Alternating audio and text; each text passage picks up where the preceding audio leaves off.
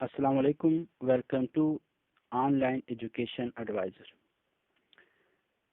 Channel को subscribe कर दें, बेल आइकन को ज़रूर प्रेस करें ताकि हर आने वाली एजुकेशनल इंफॉर्मेटिव वीडियो आप तक पहुंचती रहे। आज का हमारा टॉपिक इस लॉकडाउन में वक्त को कैसे गुजारा जाए इस हवाले से है, जिसमें हमने कुछ पॉइंट सेट किए हैं। उन पॉइंट्स पे हम तफसील से बात करेंगे। आपसे गुजारिश है कि वीडियो को आखिर तक देखें और इनसे आपको काफ़ी इंफॉर्मेशन मिलेगी। आप सब घरों में, और ख़ास तौर पे जो लोग बहुत मसरूफ़ हुआ करते थे, अपनी लाइफ में मसरूफ़ थे, वो आजकल उकता से गए हैं। तो आजकल मसरूफ़ से मसरूफ़ इंसान के पास भी बहुत सा वक्त है।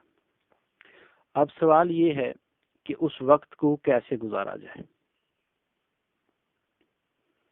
सब के सब घरों में कैद हैं, मसरूफियत ख़त्म है, दुनिया का निज़ाम नहीं चल रहा। तो अब हमें क्या करना चाहिए? सबसे पहले तो मैं आपको एक मशहूर कहावत सुनाता हूँ कि छत गिरने लगा है तो भाग जाओ, आसमान गिरने लगा है तो रुक जाओ, क्योंकि आसमान में सब पे गिरना है। अगर आप भागेंगे तब भी आप अपनी जान नहीं छुड़ा सकते। अब हमने सिर्फ आसमान वाले को पुकारना है और उनसे दुआ करनी है कि अल्लाह ताला इस आफत को हम सब से ख़त्म करे और हमें महफूज रखे। अब इस बहुत से वक्त में हमने क्या करना है? दुनिया का हर चैलेंज आपको एक अपॉर्चुनिटी देता है, आपको अपनी लाइफ रिव्यू करने का मौका देता है, आपको नया बनने का मौका देता है। तो इस लिहाज से हमारे पास जो सबसे पहला पॉइंट है कि हमें क्या करना है, तो वो पहला पॉइंट जो हमारे पास है वो ये है कि हम अपनी फैमिली को वक्त दें।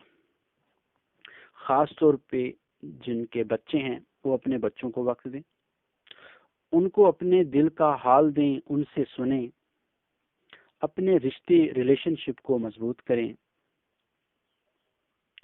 आप उनके लेवल पे आके उनसे बातें करें, बच्चों के साथ मिलकर इबादत करें, घर का काम करें, होम स्कूलिंग का बंदोबस्त करें, उनको अपने घर में पढ़ाएं। अपने नहीं तो अपने रिश्तेदारों के बच्चों को पढ़ाएं, अपने कजन्स के, अपने भाई के भतीजों को, भांजों को, उनको पढ़ाएं। नंबर 2, एक रूटीन सेट करें। आने वाले दिनों का नहीं पता कि क्या होता है। शायद हो सकता है कि स्कूल ना खुले कुछ अरसे तक, मुल्क की इकॉनमी को नुकसान हो रहा है। अब आप क्या कर सकते हैं? आप एक रूटीन सेट करें। आप मुल्क या शहर को तो नहीं, खुद को बदल सकते। खुद को बदलें, उठने, बैठने, जागने की एक तरतीब बनाएं।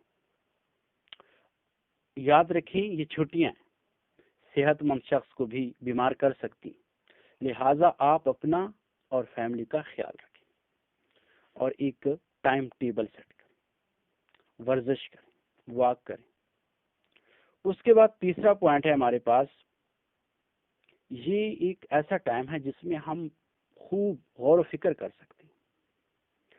हमें एक मौका दिया गया है उस मसरूफ लाइफ से। जब हम इस लाइफ में आए हैं तो हम रुक से गए। अब इस रुकने से हमने क्या फायदा उठाना है? हमें खुद को तलाश करना है कि मैं क्या हूं, मैंने क्या किया है, मेरा इस दुनिया में आने का क्या मकसद है। अपना मकसद समझे। बाहर का सफर नहीं कर सकते, अपने अंदर का सफर करें। तो इस तरह ये तीसरा पॉइंट हमारा कंप्लीट हो जाएगा कि हम खुद को संवारने की कोशिश करें। चौथा पॉइंट भी इसी से रिलेटेड है कि सीखने का वक्त है ये। हमें इस वक्त हर तरह की सहूलत मौजूद है। किताबें, यूट्यूब, टीवी, कंप्यूटर, इंटरनेट, ये सब मौजूद है। इससे हमें जिस तरह से हो सके हमने फायदा उठाना है, गौर व फिक्र करना है, पढ़ना है, रिसर्च करनी। पांचवा पॉइंट, साथ साथ हमें अल्लाह ताला की इबादत करनी, अल्लाह के नामों पे तहकीक करनी है, अल्लाह पे एतमाद करना है। आजकल की सूरत हाल में अल्लाह पर भरोसा करने की बजाय और हमारे पास है क्या? इबादत के साथ साथ हमें अपना सेल्फ एनालिसिस करना है। हमें देखना है कि किन आदतों को हमने अपने से निकालना है, किन आदतों को अपनाना है। वो क्या बात है जिसकी वजह से मैं अभी तक कामयाब नहीं हुआ, जिसकी वजह से मैं नाकाम रहा। आप जी रहे हैं, सिर्फ जीना ही काफी नहीं, अपनी जिंदगी की क्वालिटी को इम्प्रूव कीजिए। अल्लाह आप सबका हामी और नासिर हो। बहुत शुक्रिया।